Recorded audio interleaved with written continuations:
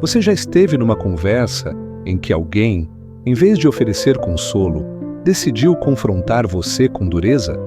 É exatamente o que encontramos em Jó, capítulo 15. Elifaz, que no início do livro parecia inclinado à empatia, agora adota um tom severo e acusador. Ele não apenas questiona as palavras de Jó, mas também sua integridade, como se fosse impossível um homem sofrer tanto sem ter provocado isso por seus próprios erros. O capítulo se inicia com Elifaz acusando Jó de falar de maneira vã e sem propósito, como se seus discursos fossem apenas vento. Na visão dele, as palavras de Jó não demonstram sabedoria, mas rebeldia. Isso traz um ponto relevante.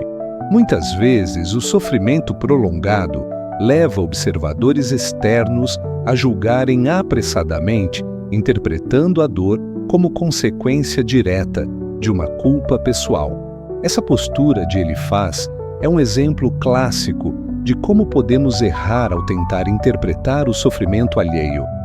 Elifaz acusa Jó de diminuir o temor de Deus e de enfraquecer a devoção a ele com suas palavras.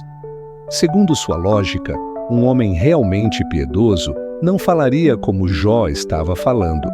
O problema é que Elifaz confunde a expressão honesta da dor com rebeldia espiritual. Ele não entende que lamentar, chorar ou até mesmo questionar a Deus não é necessariamente um ato de desrespeito ou incredulidade. O próprio salmista Davi fez isso inúmeras vezes e ainda assim foi chamado de homem segundo o coração de Deus. O discurso de Elifaz se torna ainda mais duro quando ele insinua que Jó está colhendo exatamente o que plantou. Ele o acusa de ter praticado iniquidade e de ter se afastado do caminho de Deus, como se o sofrimento fosse sempre uma resposta direta e proporcional ao pecado. Essa visão simplista da vida ignora que muitas vezes a dor vem sem relação direta com ações específicas nossas. Jesus, séculos depois, deixaria isso claro ao dizer que, em muitos casos, a aflição não é fruto de pecado, mas para que a glória de Deus se manifeste. Para reforçar sua acusação, Elifaz recorre à tradição e à experiência dos antigos. Ele fala como se a sabedoria estivesse restrita aos mais velhos, aos que viveram muito e viram de tudo. É verdade que a experiência pode trazer conhecimento, mas também é verdade que nem toda tradição é correta e nem toda interpretação do passado é infalível. Elifaz se apoia nesse argumento para dar mais peso às suas palavras, como se fosse impossível que ele estivesse errado. O que mais chama a atenção é como Elifaz descreve a vida dos ímpios e, de forma velada, aplica essa descrição a Jó. Ele pinta um retrato sombrio. O ímpio vive em constante temor, esperando a própria destruição, com a consciência perturbada e sem qualquer esperança de escapar da ira de Deus. Ele fala de homens que desafiam o Todo-Poderoso, que endurecem o coração e que acabam sendo quebrados pelo julgamento divino. Para Elifaz, essa é a única explicação possível para a situação de Jó.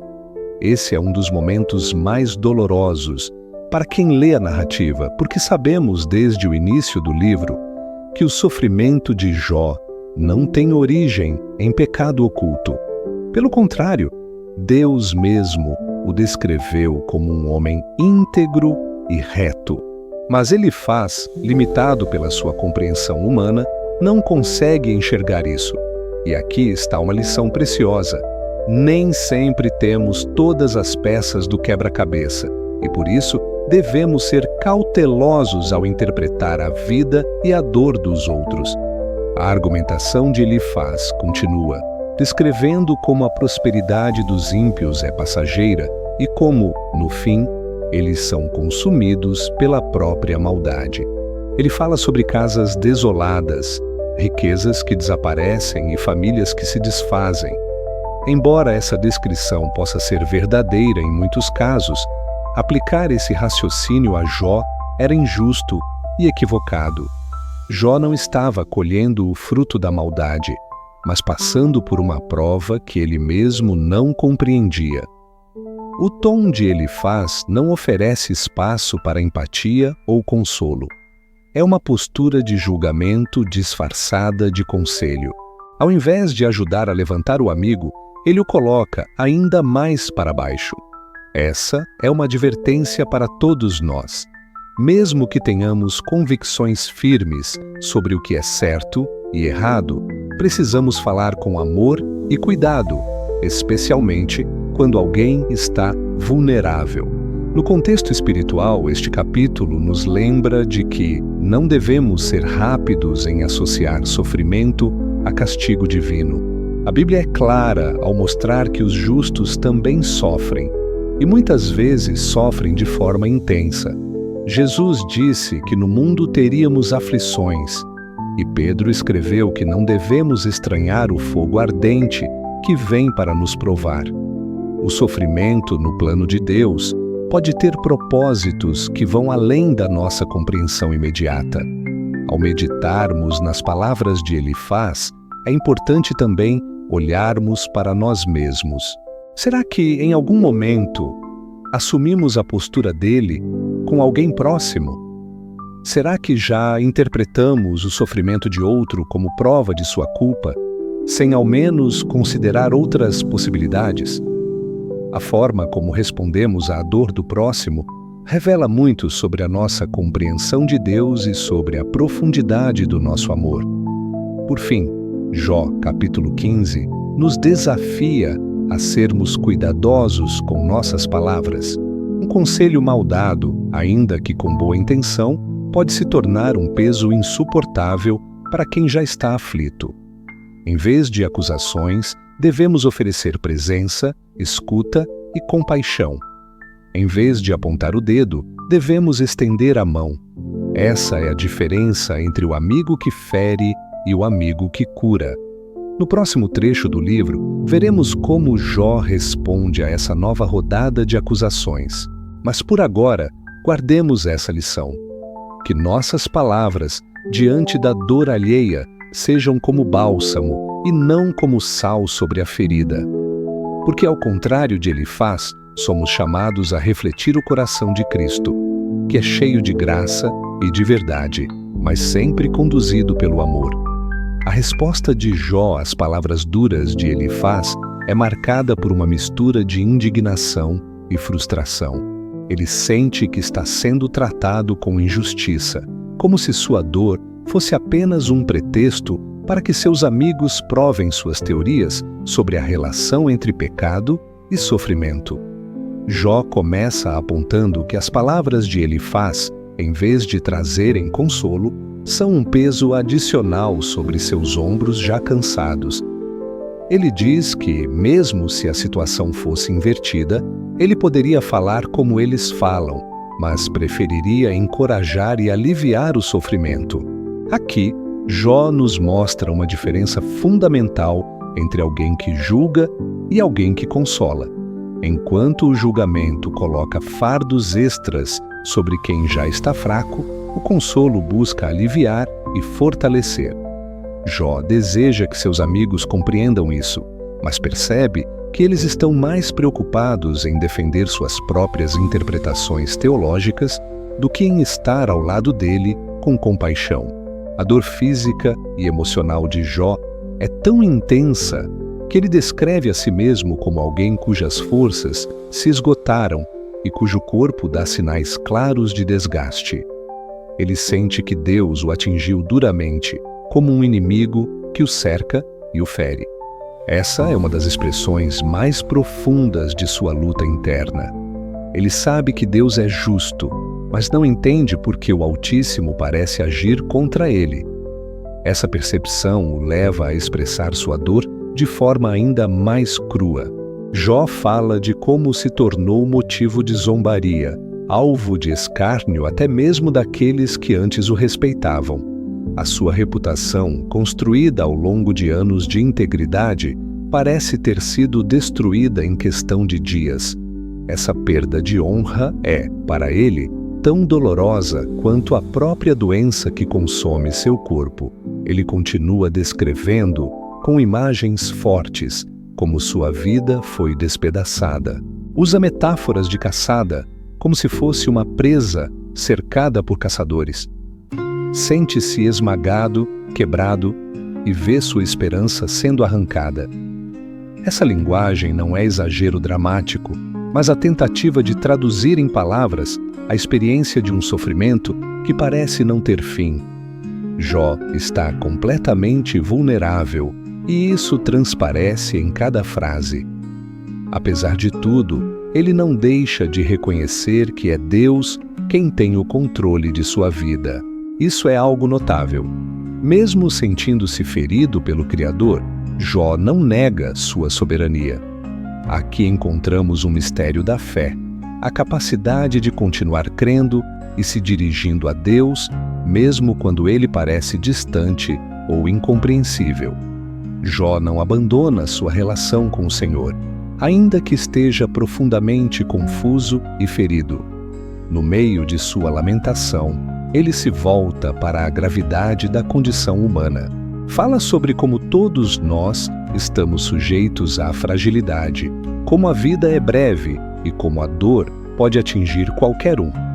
Esse é um lembrete importante de que o sofrimento não é uma experiência isolada, mas uma realidade que, em algum momento, todos enfrentarão. E justamente por isso, a compaixão deveria ser a resposta natural ao ver alguém sofrendo.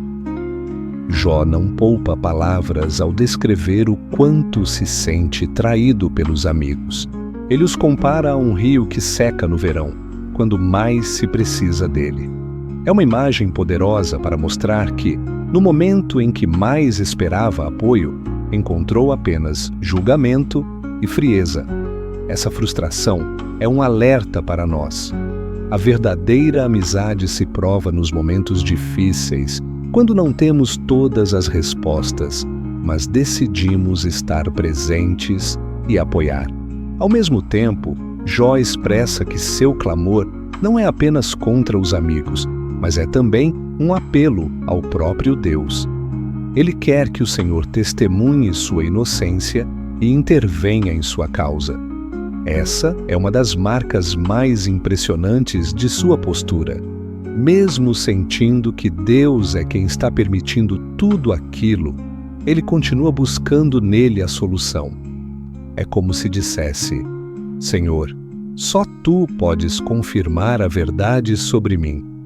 Esse trecho do diálogo de Jó nos leva a refletir sobre a forma como lidamos com quem está em sofrimento.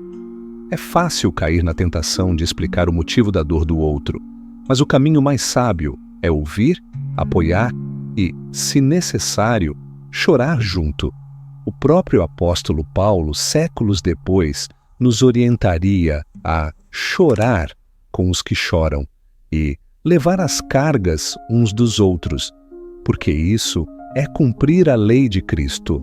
Ao final, o que transparece é que a maior dor de Jó não é apenas a perda material ou física, mas o isolamento emocional e espiritual que sente. Ele está cercado de pessoas, mas se sente só. Está diante de Deus, mas o silêncio divino parece ensurdecedor. E ainda assim, continua falando, continua buscando, continua acreditando que, de alguma forma, haverá uma resposta. Esse é o tipo de perseverança que nos desafia. Quando tudo parece se calar, continuaremos a buscar a Deus. Quando os amigos não entendem, continuaremos a orar. Quando a esperança parece frágil, ainda acreditaremos que o Senhor tem a última palavra? Jó, mesmo em meio a tanta dor, nos mostra que sim, é possível. A resposta de Jó no capítulo 15 continua a revelar um coração profundamente ferido, mas também determinado a não ceder à narrativa de culpa imposta pelos amigos. Ele não nega a grandeza de Deus, mas recusa a ideia simplista de que sofrimento é sempre consequência direta de pecado pessoal. E é justamente essa tensão que torna suas palavras tão humanas e tão relevantes para nós hoje. Jó começa afirmando que conhece muito bem tudo o que eles dizem sobre a majestade e o poder divino. Ele não está ignorando essas verdades. Pelo contrário, ele sabe que Deus é soberano e que nada escapa ao seu controle.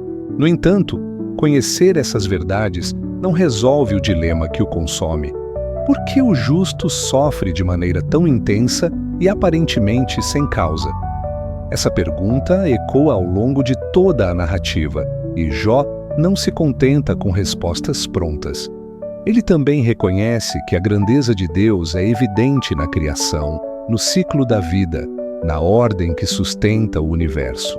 Mas, ao mesmo tempo, ele não entende por que essa mesma soberania não se manifesta agora para defendê-lo e restaurá-lo. É como se a fé e a dor caminhassem lado a lado dentro dele, sem se anularem, mas também sem se explicarem totalmente. Essa experiência é muito próxima da nossa realidade. Cremos, mas às vezes não entendemos.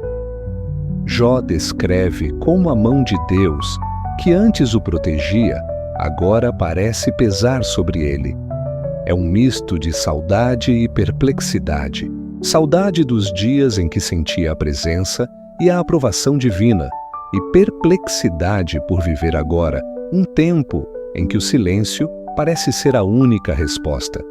Ele não entende a razão de tanta intensidade no sofrimento, e isso o leva a expressar suas emoções de forma crua, sem filtros religiosos, mas também sem abandonar a fé. No diálogo, ele retoma a figura de Deus como um guerreiro que o cerca e o atinge. Não porque ele acredita que o Senhor seja injusto, mas porque essa é a percepção real de quem está sob extrema pressão emocional e física. As palavras de Jó não são um tratado teológico, mas um grito de dor que busca sentido.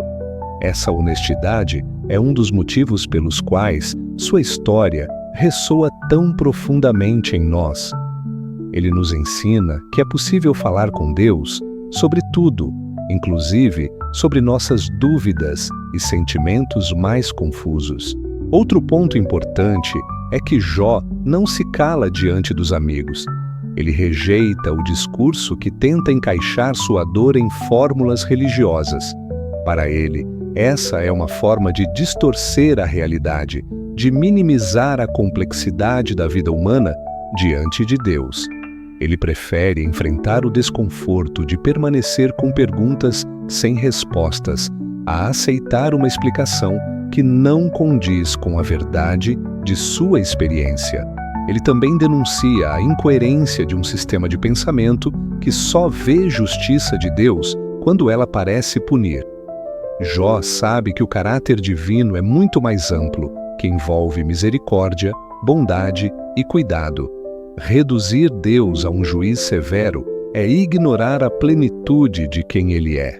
Por isso, Jó insiste em apresentar seu caso diante do Altíssimo, porque crê que Deus, no final, revelará a verdade. No meio disso, há uma lição prática para nós. Quando vemos alguém sofrendo, precisamos resistir à tentação de explicar o motivo de sua dor. Muitas vezes, a nossa melhor contribuição será oferecer silêncio compassivo, ombro amigo e presença constante. O consolo não está em respostas rápidas, mas na empatia que se coloca ao lado do outro. Jó continua expressando seu cansaço, descrevendo seu corpo enfraquecido, sua pele marcada, seu semblante abatido. Essas imagens mostram que o sofrimento não é apenas interno, mas também físico e visível. Quem convive com a dor sabe como ela afeta todas as áreas da vida, e Jó não esconde isso. Ele reconhece sua fragilidade, mas também reafirma seu desejo de que Deus seja seu defensor. A busca de Jó não é por uma explicação intelectual, mas por um encontro real com Deus. Ele não quer apenas entender, ele quer ser ouvido e restaurado. Isso revela que, mesmo quando a dor parece roubar nossa força, a fé pode nos manter voltados para o Senhor. Essa postura nos lembra que, na vida espiritual, a perseverança é mais preciosa do que as respostas imediatas. No fim deste trecho, fica claro que Jó não pretende desistir de sua integridade. Ele sabe que, diante de Deus, sua consciência está limpa. E mesmo que os amigos não reconheçam isso, ele continua firme, sustentado pela esperança de que o próprio Deus confirmará sua inocência. Essa convicção é um testemunho poderoso para todos nós. A verdade pode ser contestada, mas não pode ser apagada. Assim, vemos que Jó, em meio ao julgamento humano e à aparente ausência divina, continua a dialogar com o Senhor e a se manter íntegro. Ele nos desafia a fazer o mesmo, lembrando que a fé não é a ausência de perguntas, mas a decisão de permanecer confiando, mesmo quando não entendemos os caminhos de Deus. À medida que o discurso avança, percebemos que Jó não está simplesmente debatendo com os amigos. Ele está, na verdade, travando uma luta interna para preservar sua fé e sua integridade diante de um cenário que ameaça destruir ambas. A cada acusação velada ou explícita, Jó responde com argumentos que revelam não apenas seu conhecimento de Deus, mas também sua experiência de vida com Ele. Ele reconhece que os ímpios existem, que prosperam por um tempo e que, em muitos casos, parecem escapar do juízo imediato. Essa percepção, porém, não o leva a desacreditar na justiça divina. Pelo contrário, reforça sua convicção de que a justiça de Deus não se limita àquilo que vemos agora. Ela é eterna e por isso não pode ser medida apenas pela lógica do momento presente. Aqui, Jó já demonstra uma compreensão que ultrapassa a superficialidade do raciocínio dos amigos. Há também um tom de desafio em suas palavras, não contra Deus, mas contra a maneira simplista com que seus amigos interpretam a realidade. Ele quer mostrar que a vida não se encaixa em fórmulas fixas. Nem sempre o justo será recompensado visivelmente de imediato. Nem sempre o ímpio sofrerá logo as consequências de suas ações. Essa constatação abre espaço para um entendimento mais profundo sobre a paciência e o mistério dos planos divinos.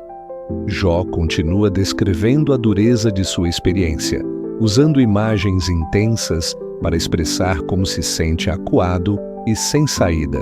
Ele fala como alguém que teve o chão arrancado debaixo dos pés, que viu seus recursos, sua saúde e seu círculo de apoio desaparecerem em pouco tempo. Essa perda abrangente não é apenas material, mas emocional e espiritual. Ele sente falta até do respeito e da dignidade que antes desfrutava. Ao mesmo tempo, ele mostra que, apesar de tudo, ainda encontra forças para se posicionar diante de Deus.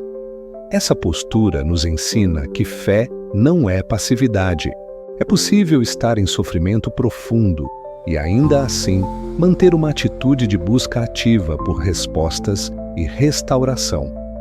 Jó não se entrega ao desespero absoluto, porque sabe que Deus é o único que pode trazer sentido e solução. Outro ponto que se destaca é o desejo de Jó por uma audiência direta com o Criador. Ele quer expor seu caso diante dele, sem intermediários. Isso não significa que ele desrespeite a autoridade divina. Pelo contrário, é um reconhecimento de que apenas Deus conhece a verdade completa e pode julgá-lo com justiça perfeita. Essa busca é um exemplo para nós. Diante de injustiças e incompreensões, devemos levar nossos casos à presença de Deus, confiando que Ele é justo. Ele também denuncia a postura de quem fala sobre Deus sem experiência real com ele. Para Jó, isso é perigoso, pois distorce a verdade e fere aqueles que mais precisam de cuidado. Essa advertência permanece atual. Falar de Deus exige responsabilidade, pois nossas palavras podem construir ou destruir a fé de alguém que está em luta. Nesse bloco, vemos que Jó não recua diante da pressão social e religiosa de seus amigos. Ele se mantém firme na convicção de que seu sofrimento não é resultado direto de pecado oculto. Embora essa certeza não alivie sua dor, ela o impede de carregar uma culpa que não lhe pertence.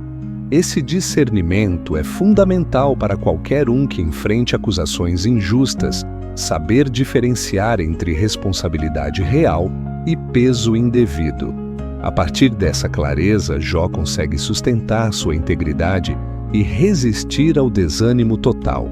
Isso não significa que ele não sinta dor ou dúvida, mas que escolhe permanecer de pé, olhando para Deus, mesmo quando tudo à sua volta parece desmoronar.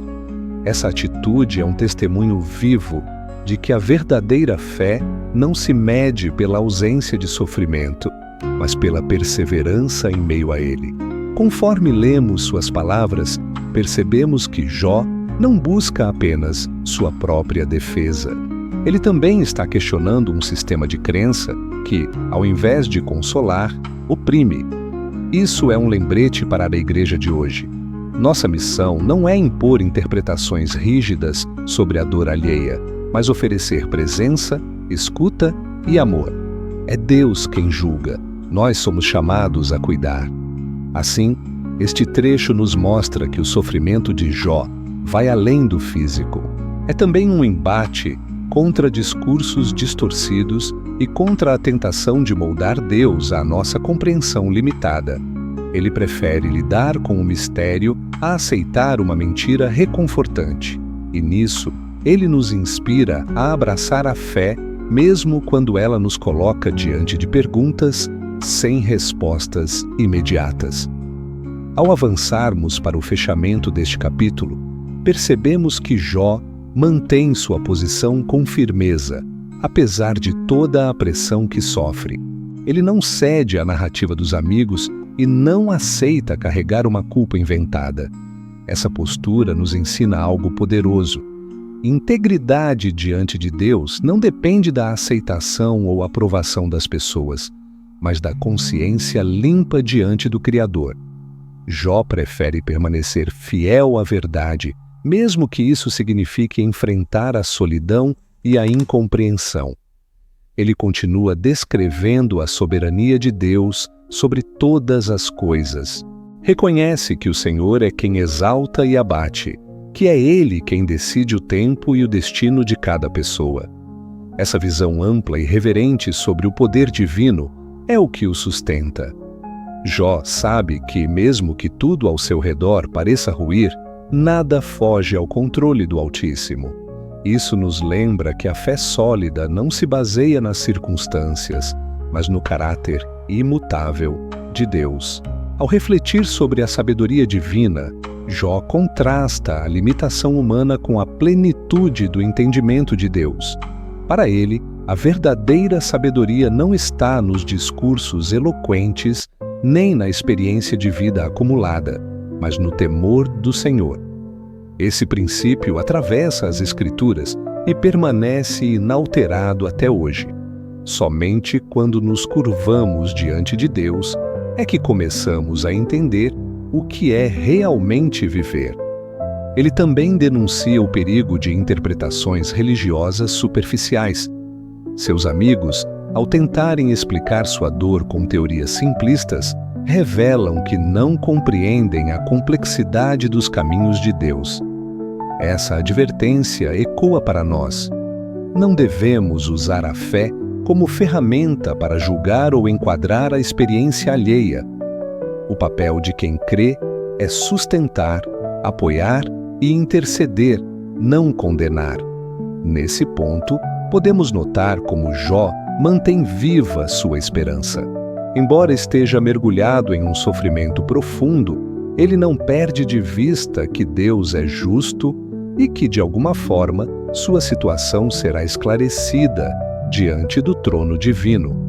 Essa esperança é um fio de ouro que costura toda a narrativa, lembrando-nos que a última palavra sempre pertence ao Senhor. A vida de Jó, especialmente neste capítulo, mostra que perseverar na fé exige coragem para enfrentar críticas, paciência para suportar a demora das respostas e humildade para reconhecer que não entendemos tudo. Ele nos convida a confiar em Deus não porque temos todas as explicações, mas porque sabemos quem Ele é. Isso muda completamente a perspectiva sobre a dor. Ela deixa de ser apenas um fardo e passa a ser um lugar onde a fidelidade é provada e fortalecida. Se olharmos para a nossa própria caminhada, veremos que muitas vezes somos tentados a desistir quando a pressão aumenta. Mas Jó nos lembra que vale a pena permanecer, que há um propósito mesmo quando não o vemos claramente. Sua resistência é um testemunho para qualquer crente que enfrente acusações, perdas e momentos de silêncio divino. É possível atravessar o vale sem abrir mão da fé. Concluindo este estudo, entendemos que Jó, capítulo 15, não é apenas um registro de um diálogo tenso entre amigos. É um chamado para olharmos para Deus como a fonte de toda a sabedoria, para rejeitarmos interpretações rasas sobre o sofrimento e para permanecermos firmes, mesmo quando somos mal compreendidos. A vida não é linear, a dor não é simples e a fé não é um atalho para evitar dificuldades. Mas em todas as coisas, Deus continua sendo digno de confiança. Que essa reflexão nos encoraje a manter nossa integridade diante do Senhor, a buscá-lo com sinceridade e a cuidar das palavras que usamos diante da dor do outro. Que aprendamos com Jó a valorizar mais a presença de Deus do que qualquer explicação fácil, sabendo que o seu silêncio nunca significa ausência, e que, como ele, possamos chegar ao fim de nossas provações com a consciência de que permanecemos fiéis ao nosso Deus, que é justo, soberano e amoroso. Ao meditarmos nessas palavras, percebemos que Deus nos chama a construir a vida sobre fundamentos eternos e não sobre aparências passageiras. Que essa reflexão nos inspire a buscar diariamente um relacionamento mais profundo com o Senhor, lembrando que Ele é nossa segurança e nosso sustento, independentemente das circunstâncias. Se esta mensagem falou ao seu coração, não guarde apenas para si. Compartilhe para que outros também sejam alcançados e deixe o seu joinha. Isso nos ajuda a levar a palavra de Deus ainda mais longe e a abençoar mais vidas. Vamos orar. Senhor, obrigado porque a Tua palavra nos alerta, corrige e consola. Ajuda-nos a discernir com sabedoria, a não julgar precipitadamente e a viver de forma que honre o Teu nome. Fortalece a nossa fé e mantém nossos olhos fixos em Ti. Oramos e agradecemos em nome do nosso Senhor e Salvador Jesus Cristo.